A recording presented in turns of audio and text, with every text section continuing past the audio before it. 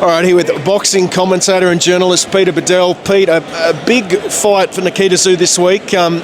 Interesting opponents, a rather unknown opponent. What are your thoughts? Yeah, it's an interesting fight. Look, I think if Nikita's fair income, Jay, he should win this and win not only well, but supremely convincingly well. Look, I don't think for Nikita a points decision will be good enough for this sort of fight. I mean, I know it's his first international opponent, but I've watched a bit of footage of Ismaili. I've got to say, I'm not that impressed, really. I don't think Nikita should have too much trouble. I know he's been out of the ring for a year.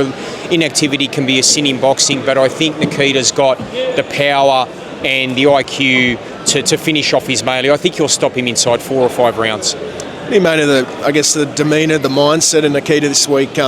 Obviously, Tim Tszyu's lost a month ago. It hasn't seemed to rattle him at all. You know, he's fully focused on this fight. He is, and look, I've been worried, Macca, about breast milk, placenta tablets. He said every father should try it. I've got to say, I've got 4 kids. I'm not touching breast milk. Sorry, honey, I love you, but never happening. Look, he's a quirky character. That's why we love him. But ultimately, he's got to be able to bang, and he's got to be able to produce tomorrow night. I think he will. But it's interesting, Jay. Not having been in the ring for 12 months, there's been concerns about his hand. He had to have that one operation and then a subsequent clean-up. So there has been some concerns about the ongoing pain that he's had. And I think if he can navigate that, it sounds like he's not even 100%. I know in the things he's been saying, he's like saying, look, I'll have to walk through the fire, I have to put up with the pain. So I don't think his hand is fully recovered as yet, but I still think he'll be too good for Ismaili. I guess the big news item of the week, Michael Zerafa. What's your understanding of what on earth has sort of, transpired here? What has happened here? It's been strange. Look, I've spoken to Michael myself. I've spoken to No Limit, the promoters. Look, he feels to a degree that he was stitched up. I mean, it was his desire apparently to come to the press conference, and he says he was told not to by No Limit. I'm told by No Limit that there was a security thing to sort out around his brother Jason. Now, if we remember a year ago, he punched a trainer in the ring, and he was given a life ban at the time. They were working out whether to proceed with that life ban. I'm told that was formalised in recent days, and that was the thing they were still discussing with the Zerafa camp, whether Jason potentially could attend the event, and if he was threatening to attend the event, would that life ban be enforced? I'm told that it will be. So that was one factor they were sorting out. But it's all very strange. I mean, there's probably a bit of a narrative to suggest that they're trying to paint Michael Zerafa out to be the bad guy, the villain that Australian boxing needs. I know Michael hasn't quite lent into that character in recent times. So I think, though, Michael should embrace it, because if he's the bad boy of Australian boxing, I think it sets up the explosive narrative with the Tszyu family that we all want. We saw him sort of remove that Instagram statement last night as well. What's your understanding of all that? Is that sort of a no limit enforcing that? Take that down. What do you make of all that? Yeah, so I spoke to both camps about this. So they were looking at their legal options, the Zerafa camp. I'm told that, having spoken to No Limit said, we have not defamed you in any way.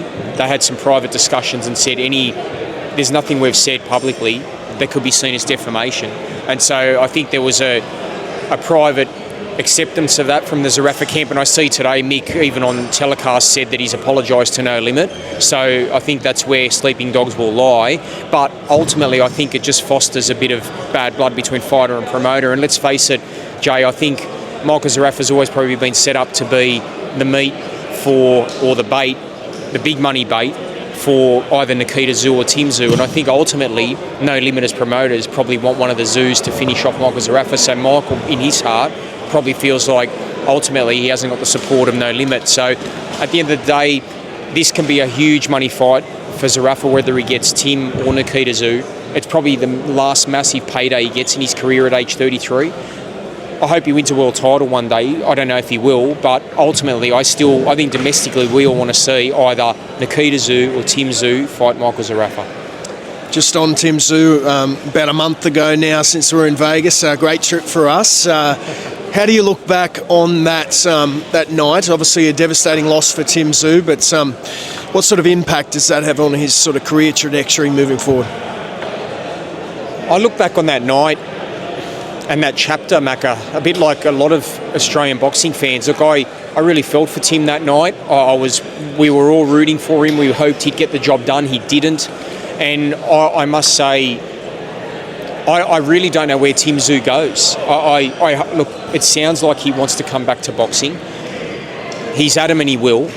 If he does come back to boxing, though, we need to see some enhancement from Tim. We need to see some refinement. Otherwise, I don't think he goes anywhere in the sport any longer. I mean, one thing we always admired about Tim Macca was that we always talked about the levels. He always levelled up. Every win he had, he just got better and better. Harrison, even when he fought in a way, he just got better. Steve Spark.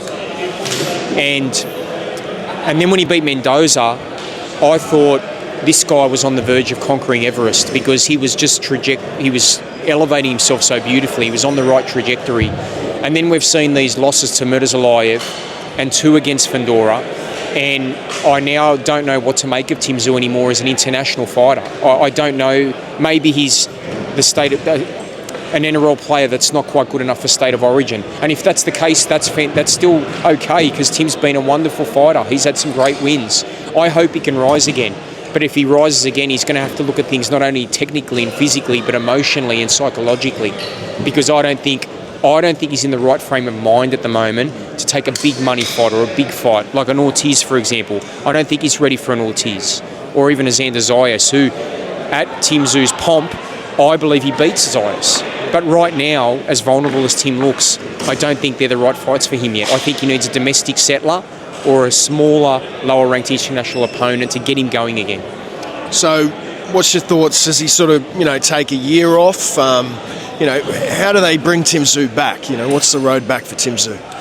It's a great question. Look, I think Tim should have at least 9 months off. I don't think he needs to rush. I know he's 30, so he's still got time on his side, Jay. And I just think it has to be a very calculated, deliberate, careful rebuild, because I think another loss for Tim Tszyu at any level is curtains for him. It's career over if he loses again. So I still, in my heart, like to hope there's light at the end of the tunnel for Tim, that he can rise again and win world titles.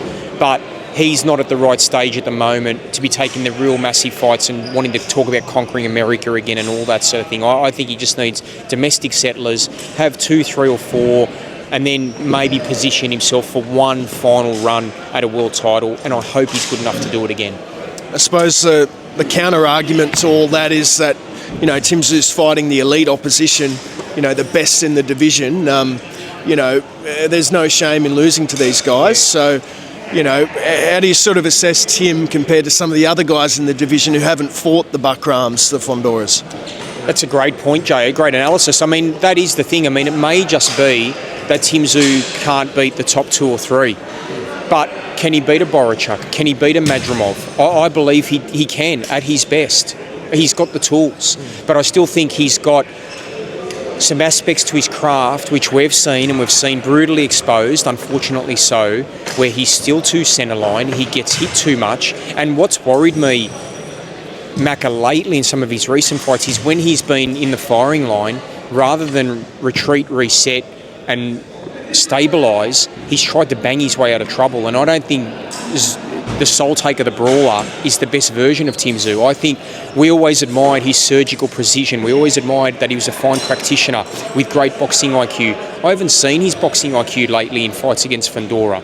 And even Murtazalayev, when Murtazalayev blasted him out of there in a couple of rounds. So look, I still think Tim there's talk about changing teams, Macca. Does he need to sack Igor? I don't know. If they're better men than me, they're smarter men than me. I hope that doesn't happen. But if Tim feels he needs to go to another level, maybe he needs another voice to freshen him up. We've seen many a fighter take on another trainer, find a new team and enhance themselves. And maybe Tim Tszyu needs to consider that. Just last one, mate, Jai Opetaia. What's sort of out there for him? We're talking about Sin Cara as he's mandatory. Zerdo's out injured, so his belts may become vacant. He needs a big fight, though, Jai Opetaia. He does, and I was just talking to someone in boxing about this yesterday. What I would do, stuff the cruiserweight division. Like it's meaningless. It's not a strong division. I know he wants to unify it, but Jai is wasting time in that division. He's had great wins against Breeders. He's won a world title at that division. If I'm Jai Opetaia, Go to heavyweight now. I believe it is a division right now that is there to be conquered. We've seen that with some of the older heavyweights, Usyk's on the verge of retirement. Tyson Fury's gone apparently, and we saw with Moses Atama the other day with that beautiful win again against Dillian White. He's on the rise. He's the next superstar. But he's not a massive heavyweight, Atama, and I believe Jai going to heavyweight right now. I believe he beats 95% of heavyweights. He's got the IQ, he's got the toughness, he's got that demolition factor about him, he's got the ruthlessness. I can believe he can beat anyone in the heavyweights. I'd be going there right now. Quick shout out to our mate Stevie Payos. He's on his way to Sydney. What do you got to say to big Stevie P? Stevie P, buy yourself a car charger. Can you believe his phone went dead? He's driven from Canberra to Sydney about 45,000 times and his phone charger. He hasn't got a phone charger in his car. Can you believe it? At Pheasant's Nest. At Pheasant's Nest. I'm not going into that. That sounds a bit murky, Pheasant's Nest. But just stick to breast milk, okay? Let's go back to that. Thanks so much, Pete. Appreciate it, man. Anytime.